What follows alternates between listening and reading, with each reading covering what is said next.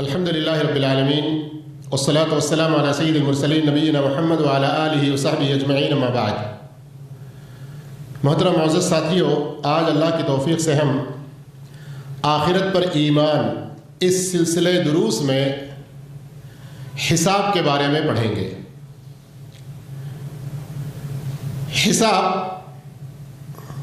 یہ لفظ ہا سین با سے نکلا ہے، جس کے معنی گننا اور شمار کرنا ہے۔ شریعت میں حساب کا مفہوم یہ ہے کہ قیامت کے دن اللہ تعالی بندوں کو جمع کرے گا اور ان کو ان کے اعمال کے بارے میں باخبر کرے گا۔ جو کچھ بھی انہوں نے دنیا میں اچھائی یا برائی کی، اس کے بارے میں ان کو بتلائے گا، اور پھر ان کے اچھائی کے مطابق ان کو اچھا بدلا، اور جو کچھ انہوں نے برائی کی ہے اس کے مطابق ان کو ان کی سزا دے گا۔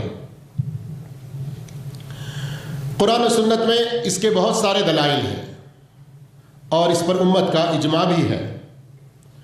اللہ رب العالمین نے سورہ غاشیہ میں فرمایا، ان الینا ایابہم ثم ان علینا حسابہم،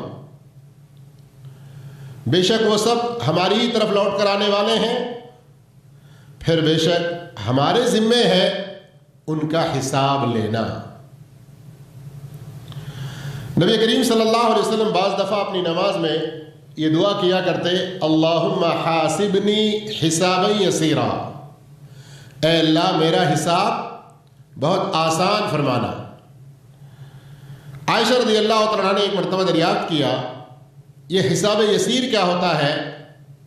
تو آپ صلی اللہ علیہ وسلم نے فرمایا کہ اس کے حساب پر ایک نظر ڈال کر اسے درگزر کر دیا جائے، یعنی اس کے سارے اعمال پر ایک نظر فرما کر اللہ رب العالمین جس کو معاف کرے اس کا یہ آسان حساب لینا ہوا۔ لیکن حساب کا جو اصل ایک گہرا مفہوم ہوتا ہے، بیٹا میں تیرا ایک ایک حساب چکا لوں گا، ایسے جو کہتے ہیں نا ہمارے پاس بھی، یہ کیا ہوتی ہے؟ یہ ایک تنبیہ ہوتی ہے نا کہ تمہاری پائی بھی نہیں چھوڑوں گا۔ تو یہ حساب کا جو گہرا معنی ہے، اگر اس معنی میں آ جائیں گے تو پھر کیا ہوگا؟ اس سلسلے میں ایک دوسری حدیث حضرت عائشہ صدیقہ رضی اللہ عنہ بیان فرماتی ہیں کہ نبی کریم صلی اللہ علیہ وسلم نے فرمایا، جس کا حساب ہو گیا تو وہ مر گیا، لازماً وہ سزا پائے گا۔ تو عائشہ صدیقہ رضی اللہ تعالیٰ نے بہت تعجب سے سوال کیا کہ اللہ کے رسول صلی اللہ علیہ وسلم، اللہ رب العالمین تو قرآن میں فرماتا ہے فَسَوْفَ يُحَاسَبُ حِسَابًا يَسِيرًا، اس کا حساب تو بڑی آسانی سے لیا جائے گا۔ تب اللہ کے رسول صلی اللہ علیہ وسلم نے سمجھایا، فرمایا، اے عائشہ، اس آیت میں جو حساب یسیر، آسان حساب کہا جا رہا ہے، تو اس سے تو مطلب یہ ہے کہ صرف ایک نظر کر کے اسے درگزر کرنا ہے، ورنہ جس کے حساب پر بحث شروع ہو گئی، جس کا حساب اس کے حقیقی معنوں میں لیا جانا شروع ہو گیا، پھر تو وہ مارا گیا۔ تو اس لیے میرے بھائیوں، اب تک جو آپ نے سنا ہے اس کے اندر ایک پوائنٹ تو آپ ضرور حاصل کر کے جائیں، وہ کیا؟ کہ ہم میں سے کوئی بھی حساب سے بچنے والا اللہ کی بارگاہ میں ہم سب کو حساب، تو ہمیں کیا دعا کرنا چاہیے؟ کیا دعا کرنا چاہیے؟ اللہم حاسبنی حسابا یسیرا، اے اللہ تو ہمارا حساب آسان فرما۔ یہ دعا کرتے رہیں۔ کل قیامت کے ذکر میں آپ نے سنا کہ اگر ہم قیامت کو یاد کرنا بھول جائیں گے تو میرے بھائیوں اس کا نقصان خود ہمیں بہت زیادہ ہوگا، اور آج اس سے آگے بڑھ کر حساب و کتاب کی بات چل رہی ہے، اس لیے توجہ سے سنیے۔ جہاں تک اجماع امت کا مسئلہ ہے تو تمام مسلمان اس بات پر متفق ہیں کہ قیامت کے دن حساب ہوگا، اللہ رب العالمین سب سے حساب لے گا۔ حساب یہ حکمت کا تقاضا بھی ہے، اس لیے کہ اللہ رب العالمین نے کتابیں نازل فرمائیں اور اپنے بندوں تک اپنے رسولوں کو بھیجا۔ بندوں پر جن چیزوں کو اللہ رب العالمین نے فرض کیا، رسولوں کی لائی ہوئی تعلیمات کے ذریعے انہیں باخبر کیا۔ تو اب جن چیزوں کے بارے میں اللہ رب العالمین نے اپنے بندوں کے اپنے رسولوں کے ذریعے اپنی کتابوں کے ذریعے بندوں کو باخبر کر کے ان پر کچھ چیزیں فرض بھی کیا، تو اب اللہ رب العالمین کا ان سے حساب لینا اور جو کچھ انہوں نے فرض ادا کیا ان کو اچھا بدلہ دینا، یہ حکمت کے عین تقاضے کے مطابق ہے۔ اور اگر ایسا نہ ہو تو نعوذ باللہ یہ بے حکمت بات ہوگی، اور اللہ رب العالمین تو بڑا حکیم ہے، اس کا کوئی کام حکمت سے خالی نہیں ہے، اور اللہ رب العالمین کوئی بیکار کام کرنے والا نہیں ہے۔ ذرا اس آیت پر غور فرمائیے، سورہ اعراف آیت نمبر 6 اور 7۔ اگر توجہ سے اس آیت کو سنیں گے ہمارے دل کی کیفیت اور ہو جائے گی۔ ہمارے اندر اب اس آیت کو سننے کے بعد گناہ کی کوئی خواہش ہی نہیں پیدا ہونی چاہیے۔ اگر حقیقی معنوں میں اس آیت کو سمجھیں،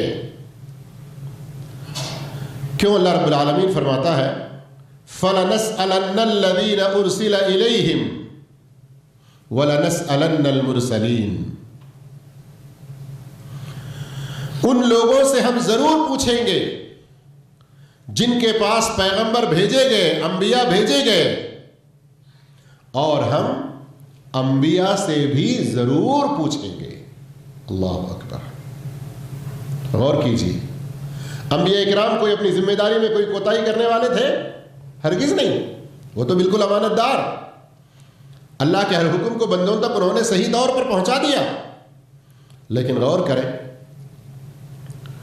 امتوں سے بھی پوچھے گا، قوموں سے بھی پوچھے گا، اور ان کے رسولوں سے بھی پوچھے گا اللہ رب العالمین۔ جب رسول اپنی امانت پوری کر چکے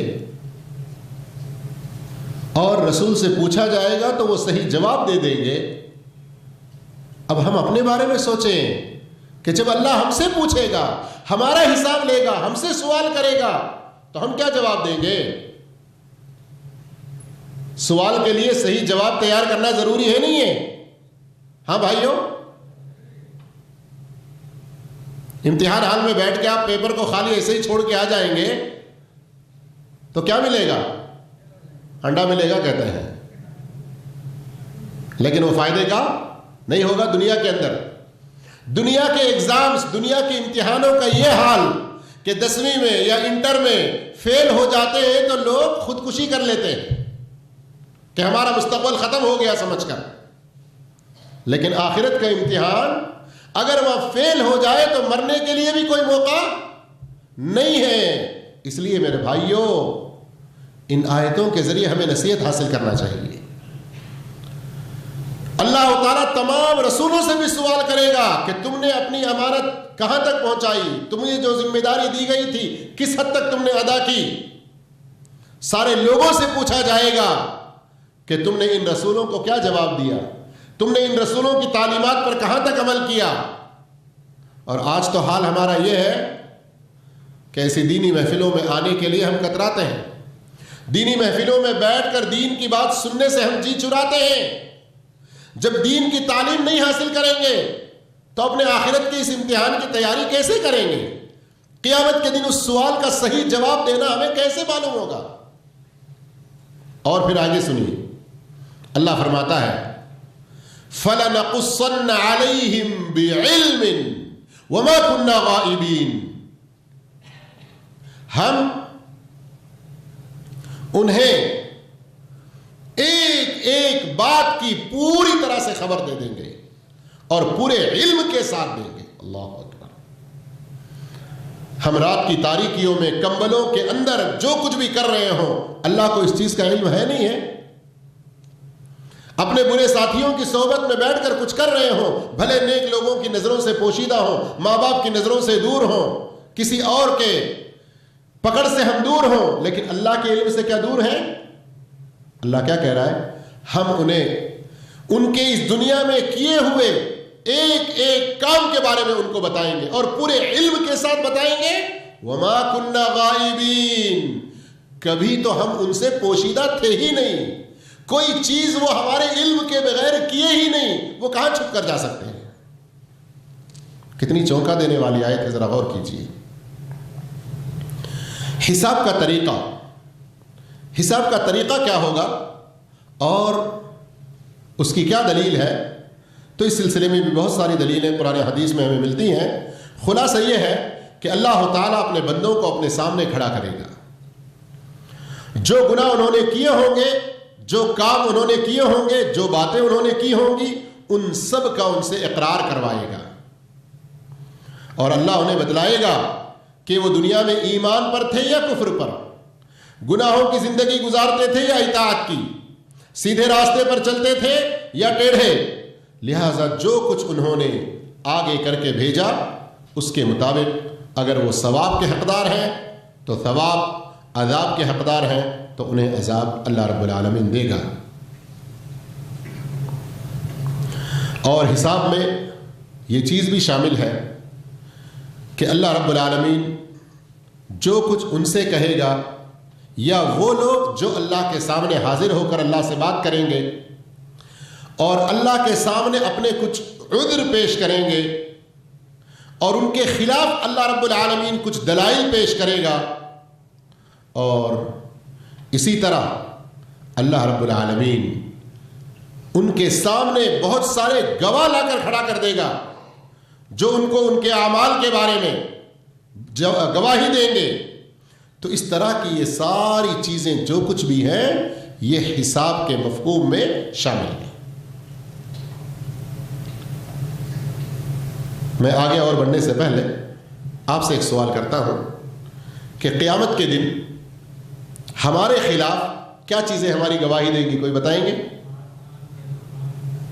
ہمارے اپنے جسم کے اعضاء، ٹھیک ہے، اور زمین میں جس جگہ رہ کر جو کچھ کیا تھا وہ جگہ، اور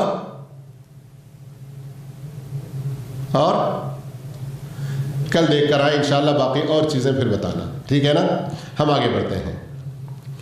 حساب کی شکلیں کیا ہوں گی؟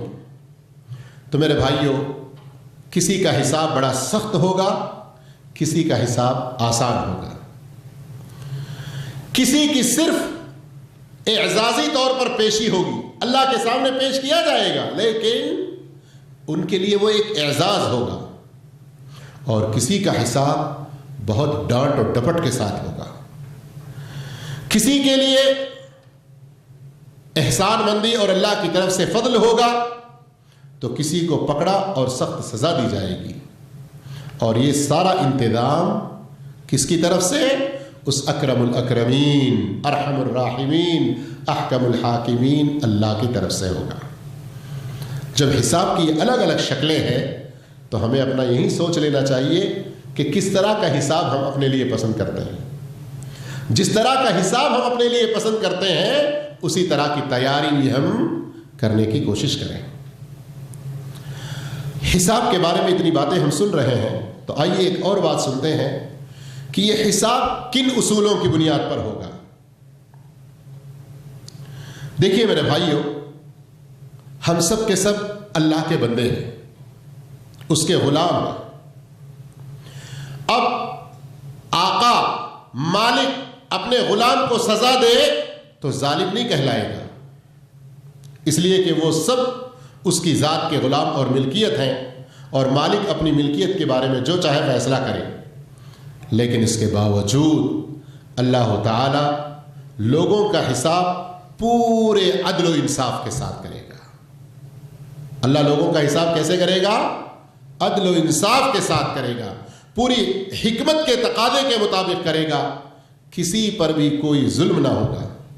اس سلسلے میں اللہ رب العالمین نے خود اپنے کلام پاک میں بہت سارے اصولوں کا اور بہت ساری ان دلیلوں کا ذکر فرمایا، اور نبی کریم صلی اللہ علیہ وسلم کی احادیث میں بھی ان کا ذکر ہے، لیکن مختصراً کچھ اصولوں کا ہم آپ کے سامنے رکھتے ہیں۔ ایک، مکمل طور پر عدل، جس کے اندر ظلم کا ایک رائی دانہ بھی نہیں ہوگا، شک و شبہ بھی نہیں ہوگا۔ اور یہ بات اللہ رب العالمین نے قرآن مجید میں بہت ساری جگہوں پر بیان فرمایا.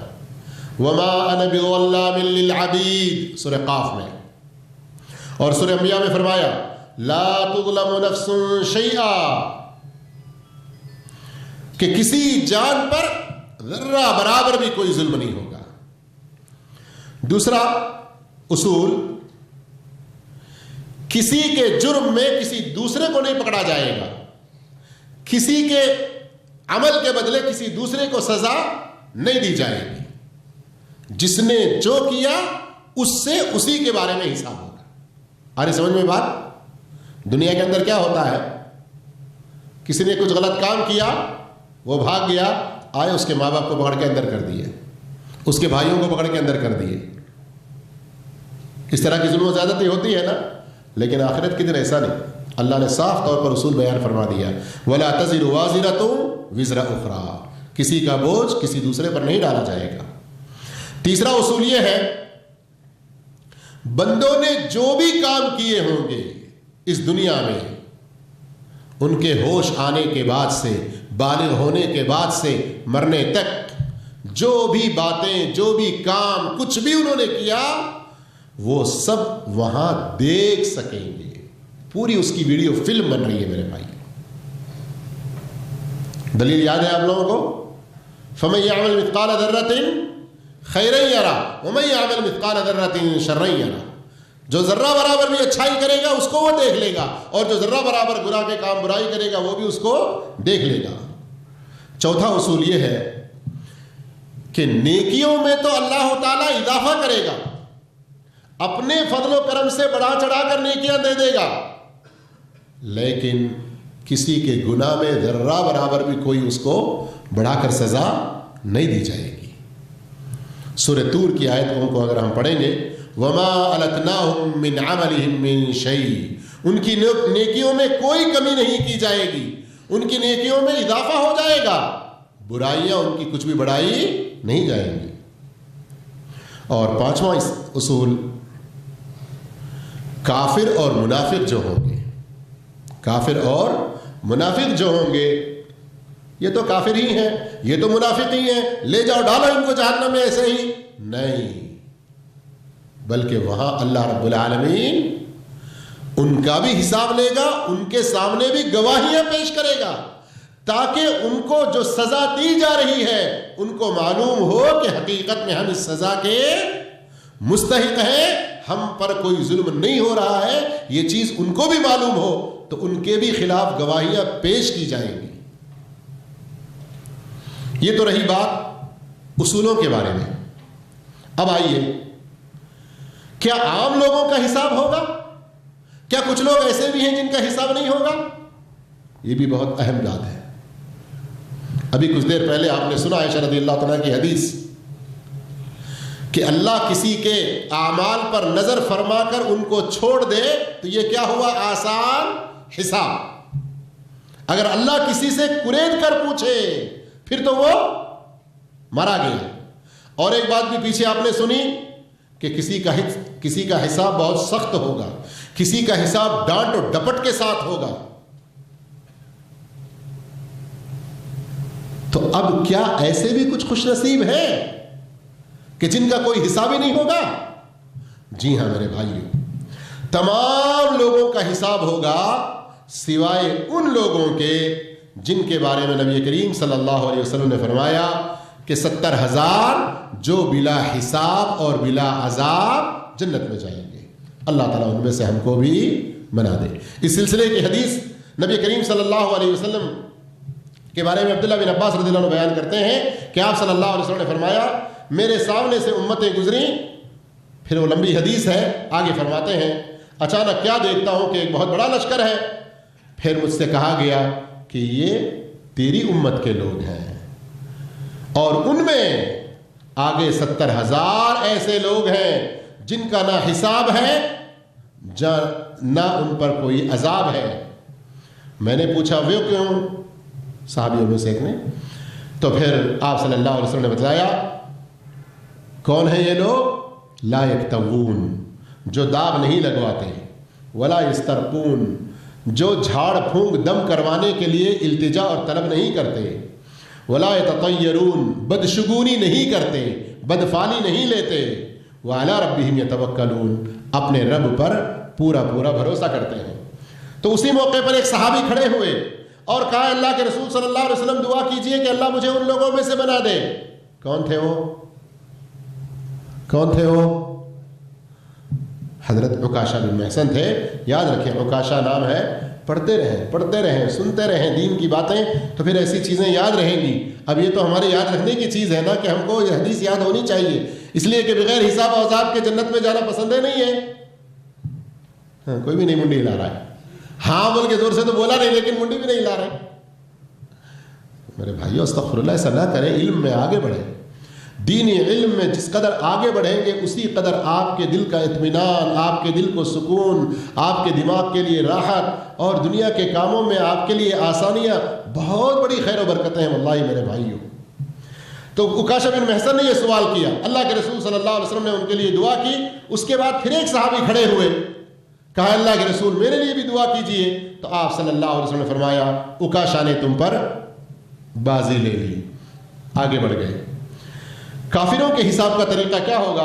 شیخ الاسلام ابن تیمیہ رحمہ اللہ بیان کرتے ہیں کہ اللہ تعالیٰ ساری مخلوق کا حساب کرے گا اور مومن بندے کے ساتھ خلوت میں ملاقات کرے گا، پھر اللہ اپنے بندے سے گناہوں کا اعتراف کروائے گا، جس کی تفصیلات کتاب اللہ اور سنت رسول اللہ میں موجود ہے۔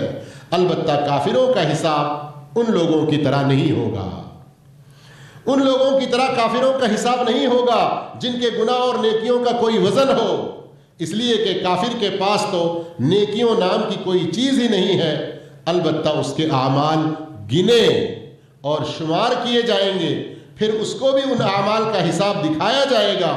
کافر گناہوں کا اقرار کریں گے، اگر انکار کریں گے تو ان کے خلاف گواہیاں بھی لا کھڑی کی جائیں گی، پھر اس کے بعد اسی کے مطابق ان کو سزا بھی دی جائے گی۔ ایک سوال ہے کہ بہت ساری امتیں آئی ہیں نا، ہود علیہ السلام کی امت، صالح علیہ السلام کی امت، شعیب علیہ السلام کی امت، موسیٰ علیہ السلام کی امت، نوح علیہ السلام کی، ابراہیم علیہ السلام کی، اور بھی کئی سارے انبیاء کی۔ تو سب سے پہلے کس امت کا حساب ہوگا؟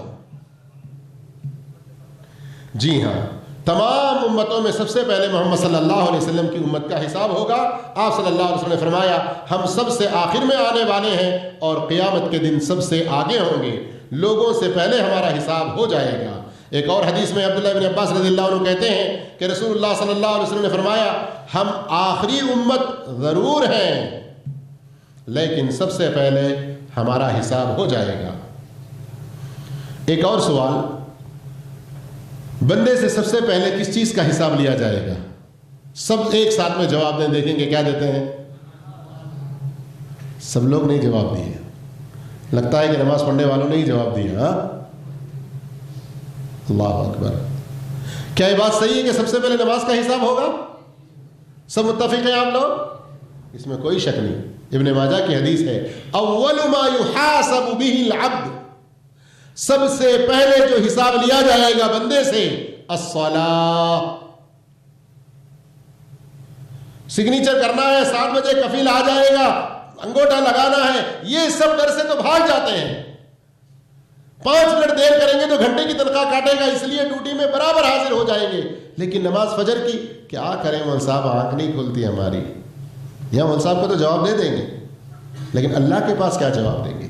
جب سب سے پہلا حساب نماز کا لیا جائے گا وہاں کیا جواب دیں گے؟ اس کی تیاری کر لیجئے میرے بھائیوں، ورنہ پھر بہت حالت خراب ہو جائے گی۔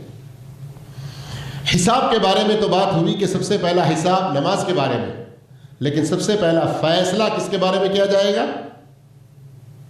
ہاں بھائیوں، سب سے پہلا فیصلہ کس کے بارے میں کیا جائے گا؟ خون کے بارے میں۔ لوگوں کے درمیان سب سے پہلا فیصلہ خون کا ہوگا۔ نبی کریم صلی اللہ علیہ وسلم کی حدیث صحیح بخاری، صحیح مسلم وغیرہ میں ہے۔ اس لیے کسی کا بھی ناحق خون بہانا یہ بہت بڑی خطرناک بات ہے۔ صحیح بخاری ہی کی حدیث ہے، مسلمان تو مسلمان جو ساتھ میں عہد و اتفاق کے ساتھ کافر رہتے ہیں، اگر ان کا بھی کوئی ناحق خون بہاتا ہے وہ جنت کی خوشبو بھی نہیں پائے گا۔ لیکن آج چھوٹے چھوٹے اختلافات میں میرے دادا کی زمین اس نے چھین لی، میرے بابا کا حصہ اس نے نہیں دیا، میرے سسرال سے ملنے والا سالوں نے نہیں دیا. اس طرح کے معمولی جھگڑوں سے، سپاری دے کر، پیسے دے کر، پیچھے سے ٹیم گینگیں تیار کروا کے مروانے کی کوشش کرتے ہیں. یاد رکھیں قیامت کے دن سب سے پہلے خون کا فیصلہ ہوگا اور پھر بہت خطرناک حساب دینا پڑے گا. تو میرے بھائیوں، یہ چند باتیں حساب کے بارے میں تھیں. امید ہے کہ انشاءاللہ اس سے ہم سبق حاصل کریں گے نا، اور اپنے حساب کے لیے تیاری کریں گے کہ اللہ ہمارا حساب آسانی سے لے، اور اس کے لیے دعائیں بھی کرتے رہیں گے. اللہ ہم سب کو نیک توفیق عطا فرمائے. جزاکم اللہ خیرا. والسلام علیکم ورحمۃ اللہ وبرکاتہ.